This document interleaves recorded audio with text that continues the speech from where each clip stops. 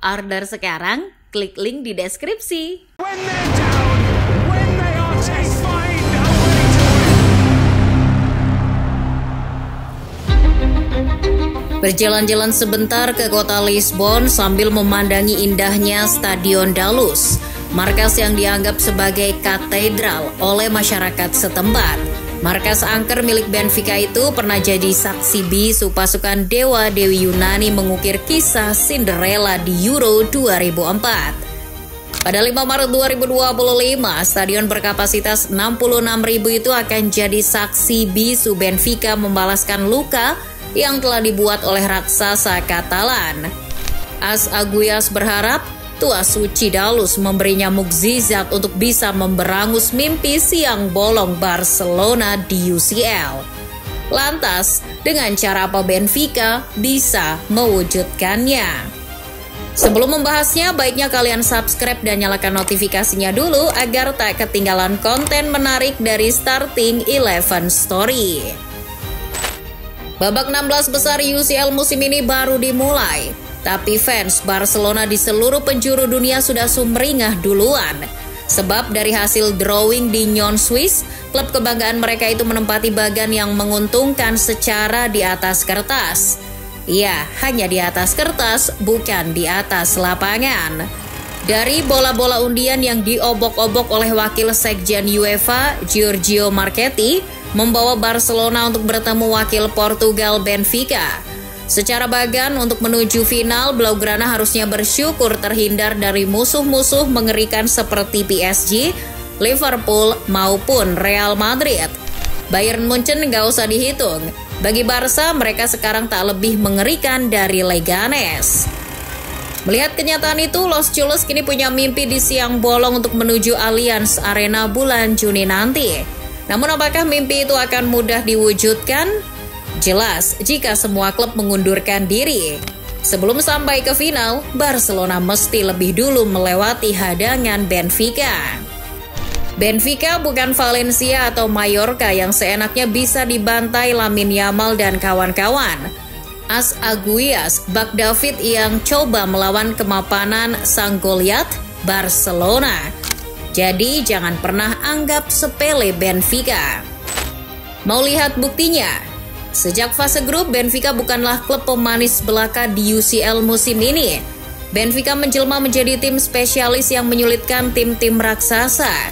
Bayangkan, Atletico Madrid terkapar dipecundangi 4 gol tanpa balas. Raksasa Italia Juventus juga dihempaskan 2 gol tanpa balas di Turin. Kurang mengerikan apa lagi coba? Oke, Benfica memang kalah dari Munchen dan Barcelona di fase grup. Namun secara permainan, Benfica sukses membuat mereka frustasi. Di Rotten dibuat kewalahan dan hanya bisa cetak 1 gol saja. Barcelona juga hampir saja ditahan imbang kalau tak ada insiden di akhir laga. Maka dari itu, setelah mereka tahu akan bertemu Barcelona lagi di babak 16 besar, Benfica toh tenang-tenang saja. Mereka sama sekali tak gentar. Direktur teknik mereka, Simão Sabrosa, bahkan tidak takut dengan segala ancaman, termasuk dari Lamine Yamal. Menurutnya, justru Benfica yang akan mengancam balik raksasa Katalan itu. Ancaman balik Simão Sabrosa itu bukan tanpa alasan. Modal pertemuan pertama mereka melawan Barcelona di fase grup akan menjadi bahan bakar penyulut api semangat para pemain. Semangat Benfica kini bak api yang menyala-nyala. Sebab para pemain ingin sekali membalaskan dendam dan konflik yang terjadi di pertemuan pertama. Masih ingat ketika di pertemuan pertama terjadi chaos? Ya, insiden di akhir laga itu membuat publik Benfica geram. Mereka menuduh ada campur tangan wasit di balik aksi comeback-nya Barcelona. Protes keras pun dilayangkan kubu Benfica. Mereka menganggap laga tersebut adalah sebuah perampokan. Pasca laga, Benfica yang merasa dicurangi meluapkan amarah. Keributan terjadi sampai lorong stadion. Keributan itu berawal dari saling ejek antar pemain. Ya, perasaan jengkel, muak, dan tak terima kini masih tertanam di hati masing-masing pemain Benfica. Perasaan itulah yang akan coba diledakkan ketika mereka ditakdirkan untuk kembali bentrok dengan Barcelona. Benfica punya modal sejarah untuk membalaskan dendam pada Barcelona. Adakah yang tahu peristiwa bersejarah di tahun 1961? Pertama kalinya mereka bertemu di ajang kompetitif adalah pada European Cup atau versi lama dari Liga Champions pada 1961. Stadion Wangdorf Stadion di kota Bern, Switzerland menjadi saksi Barcelona ditumbangkan oleh Benfica. Kalaupun itu dinilai terlalu jauh, di Liga Champions musim 2020-2021, Benfica juga pernah melukai Barcelona. Bahkan saat itu lukanya justru lebih menyayat hati. Kalian pasti masih ingat ketika Stadion Dalus jadi saksi Benfica membantai raksasa Katalan tersebut 3 gol tanpa balas. Aksi ciamik sang predator Darwin Núñez membuat bek sekelas Gerard Piqué terbengong-bengong. 2 gol striker asal Uruguay itu membuat blaugrana asuhan menir Ronald Koeman gigit jari. Tak hanya terluka akibat kekalahan. Akibat kalah dari Benfica asuhan Jorge Jesus saat itu, Barcelona bahkan harus terlempar ke Liga malam Jumat. Barcelona gagal melaju dari fase grup karena kalah poin dengan Munchen dan Benfica. Sakit banget gak sih? Selain modal sejarah, kalau melihat dari fakta di lapangan, potensi Benfica membuat Barca tersungkur cukup beralasan. Sebab Benfica punya amunisi yang cukup menakutkan bagi Barca. Jika dalam performa terbaik, materi yang dimiliki oleh pelatih asal Portugal, Bruno Lage, cukup mumpuni untuk membendung pasukan Flick. Tengok saja dari lini per lini, di posisi kiper ada Anatoly Trubin. Sepanjang tahun 2024, kiper asal Ukraina itu tercatat sebagai 3 teratas kiper dengan penyelamatan terbanyak di liga-liga Eropa. Ia memiliki persentase 82% di bawah David De Gea dari Fiorentina dengan 83%. Tak hanya kiper yang kokoh, 2 bek tengah AS Aguias juga menyeramkan. Kombinasi Antonio Silva dan Nicolas Otamendi akan jadi momok menakutkan bagi Lewandowski dan kolega.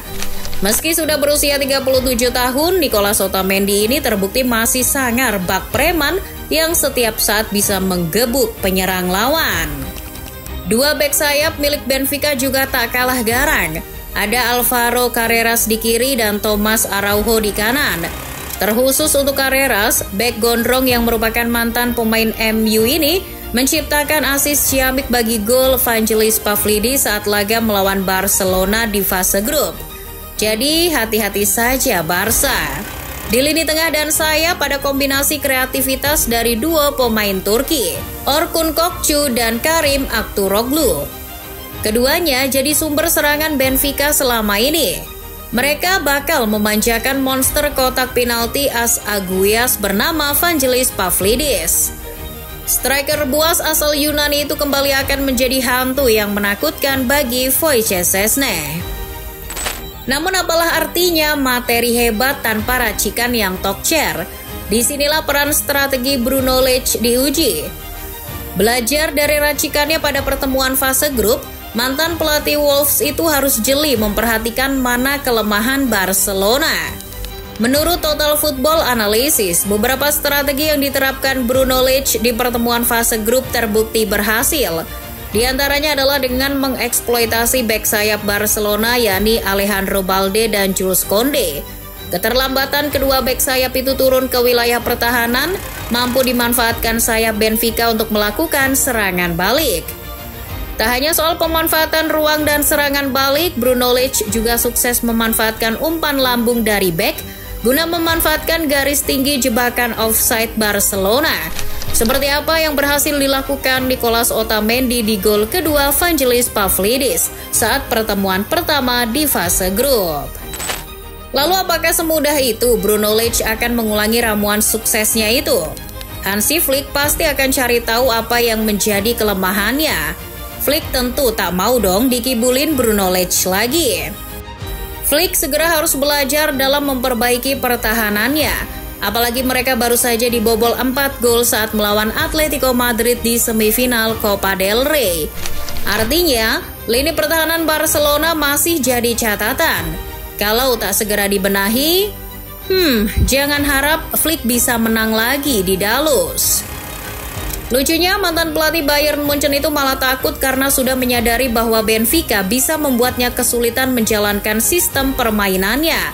Padahal, Flick harusnya jangan cuma bisa takut seperti apa yang ia katakan ketika mendengar Benfica akan menjadi lawannya lagi. Alih-alih takut, Hansi Flick harusnya pede akan kemampuan dirinya sendiri. FC Barcelona Noticias sempat mencatat beberapa kelebihan ramuan taktik Hansi Flick yang tokcer ketika mengalahkan Benfica. Pelatih asal Jerman itu berani mengambil resiko dengan mengubah pola permainan lebih frontal menyerang saat ketinggalan 4-2.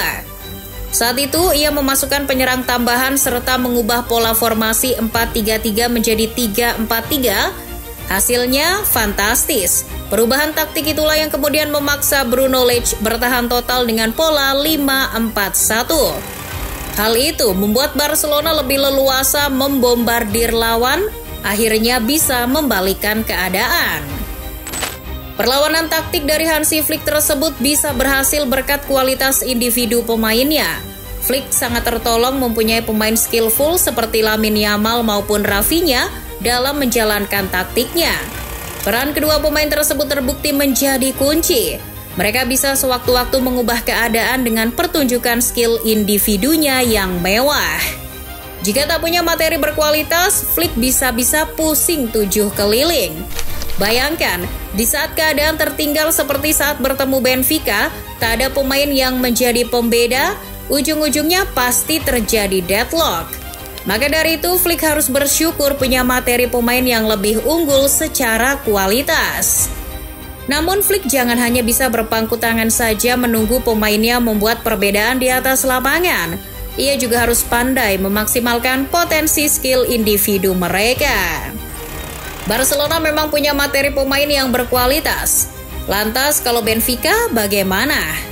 Secara kualitas individu di atas kertas, materi Benfica memang masih di bawah Los Jules. Namun kekurangan dari segi kualitas itu mampu dengan cerdik ditutupi oleh Bruno Lage dengan modal semangat dan mental daya juang yang tinggi. Daya juang pasukan AS Aguilas kalau ketemu tim besar terbukti dahsyat, apalagi ketika bermain di hadapan publik sendiri. Faktor sentuhan motivasi dari seorang Bruno Lage jadi pengaruh. Lihat saja ketika pasca kalah melawan Barcelona 4-5. Dilansir dari Mirror, pelatih 48 tahun tersebut marah besar kepada seluruh pemain Benfica. Alih-alih melakukan tanya jawab pasca pertandingan di ruang ganti, ia malah memilih untuk memaki-maki para pemainnya di lapangan di tengah hujan lebat. Satu persatu, mata pemain Benfica ditatap oleh Bruno Lage. Alih-alih takut, pemain Benfica justru merasa tercambuk motivasinya mendengar amukan Bruno Lage tersebut.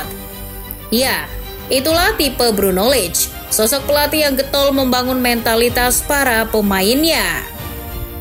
Faktor mentalitas Benfica inilah yang akan mengancam Barcelona. Ibaratnya nih, bagi Benfica persetan mereka kalah kualitas. Sebab bagi mereka, mentalitas serta daya juang yang tinggi di lapangan adalah salah satu modal untuk menjalankan siasat mengalahkan tim besar seperti Barcelona.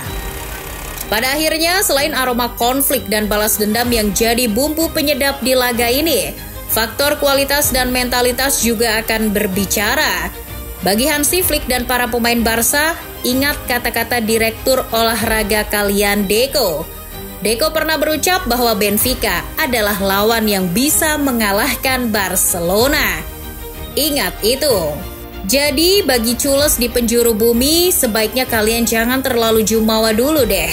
Pendem dulu mimpi melaju jauh di UCL musim ini. Final Allianz Arena masih terlalu jauh, Bung. Langkahi dulu mayat Benfica.